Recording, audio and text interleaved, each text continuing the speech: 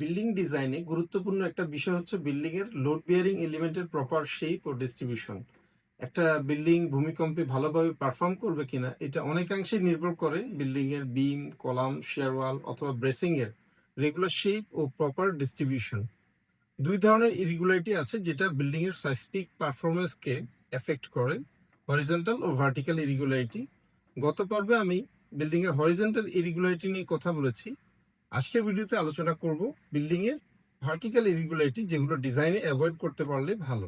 প্রথমত, সফটস্টোরি ইরেগুলারিটি। এটা হচ্ছে বিল্ডিং এর এক ফ্লোরের সাথে অন্য ফ্লোরের যখন স্টিফনেসের পার্থক্য থাকে, যেমন বিল্ডিং এর নিচতলার হাইট অন্য তলার চেয়ে অনেক সময় বেশি হয়। আবার উপরের ফ্লোরে পার্টিশন ওয়াল আছে কিন্তু নিচতলায় কোনো পার্টিশন ওয়াল নেই। বিশেষ করে বর্তমানে পার্কিং এর জন্য নিচতলাটা ওপেন রাখা হয়। এক্ষেত্রে চেক করে দেখতে হবে যে সফটস্টোরি ইরেগুলারিটি ডেভেলপ করছে কিনা, আর যদি করে সেটা ডিজাইনে যথাযথভাবে ইনকর্পোরেট করতে হবে। দ্বিতীয় ইরেগুলারিটি হচ্ছে ওয়েট অথবা মাস ইরেগুলারিটি, যখন বিল্ডিং এর একটা ফ্লোরের ওজন অন্য ফ্লোরের চেয়ে অনেক বেশি অথবা অনেক কম হয়ে যায়। যেমন ধরেন যে একটা বিল্ডিং এর সব ফ্লোরে আবাসিক ইউনিট আছে কিন্তু একটা ফ্লোরে হচ্ছে গোডাউন বা স্টোরেজ আছে।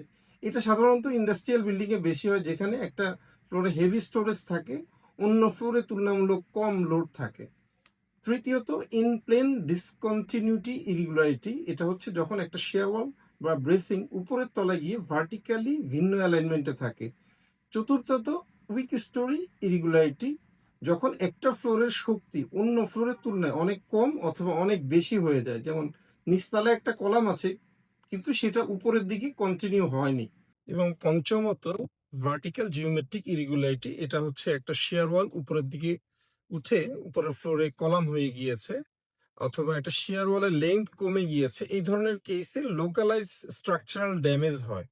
তো এই ভার্টিক্যাল ইরেগুলারিটি গুলো যদি থাকে, সেটা ভূমিকম্প ও অন্যান্য ল্যাটারাল লোডের ডিস্ট্রিবিউশনটাকে অনেক জটিল করে ফেলে।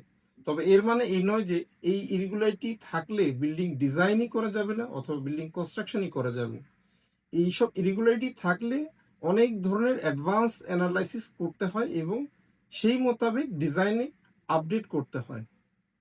তবে আর্থকোয়েক ইঞ্জিনিয়ারিং এর ভাষায় বেস্ট প্র্যাকটিস হচ্ছে এই ইরেগুলারিটি গুলো অ্যাভয়েড করা ডিজাইনে।